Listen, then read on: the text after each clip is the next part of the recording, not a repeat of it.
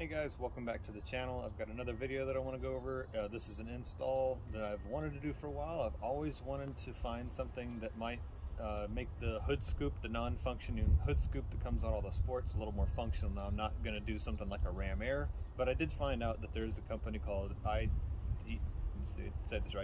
iJDMToy. They actually make a bunch of accessories, and they actually make a light bar that fits in a custom bracket that's already pre-made to fit to where you can have a light bar inside the hood scoop. So I'm going to work on that right now, and I'll just walk you through as I'm installing it.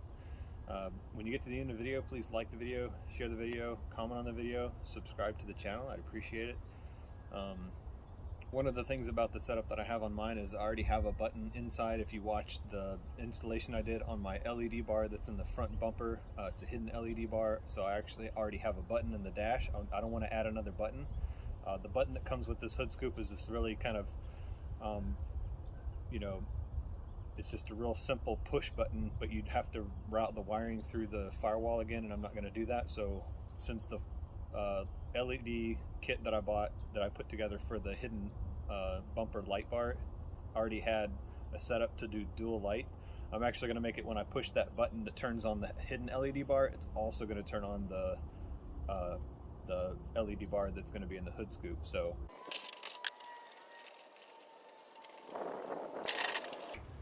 there's that screw. Yeah. This can come out.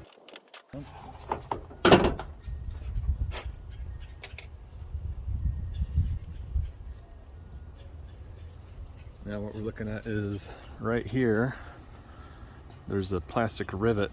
So we need to drill the plastic rivets out. There's one here and one here. So I'm gonna drill those out, and then we can take this plastic piece out. And it says we can just put the mesh back in and then mount up our light bar.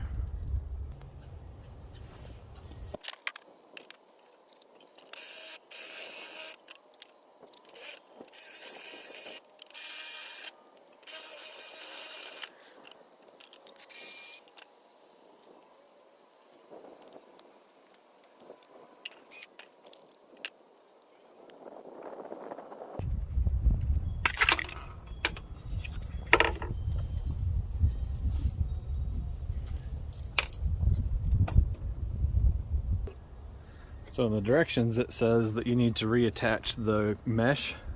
Well, the only way to reattach it is to use rivets. So I happen to have rivets sitting around, and I was able to rivet in the mesh back in. You might have noticed when I popped it up, you could hear a clanging noise. That was the mesh coming back out. So now I've got the mesh mounted where it's supposed to be. You can see where the hood light in the scoop is, the light in the scoop is actually going to rest now. So I'm going to put this back in. The screw part here is kind of tricky. There's this plastic piece that just kind of sits on it, so that's kind of tricky. So be careful there. I'm just trying to get that in where it's supposed to be, but I'm going to keep rolling.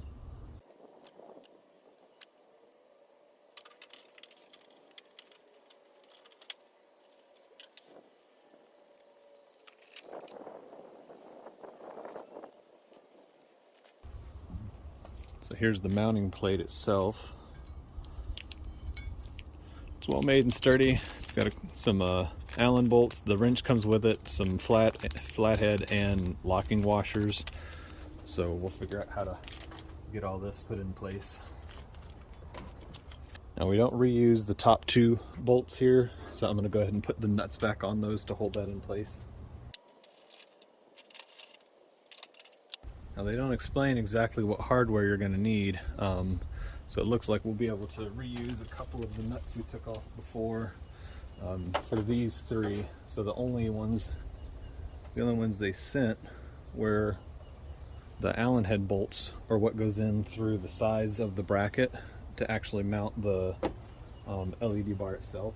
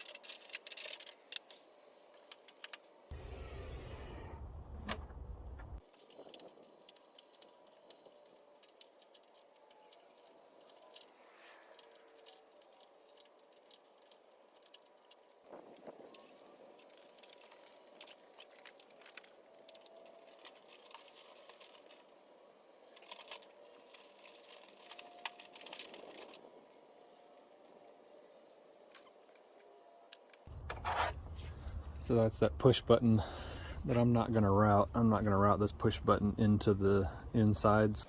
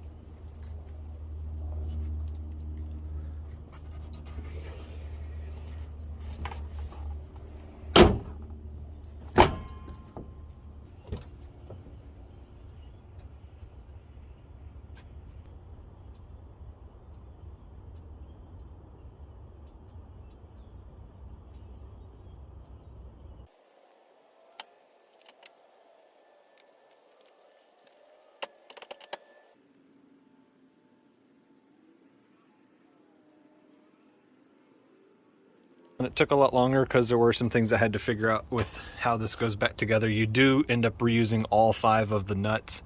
They sent nuts in the box, but those nuts that they sent don't go to anything.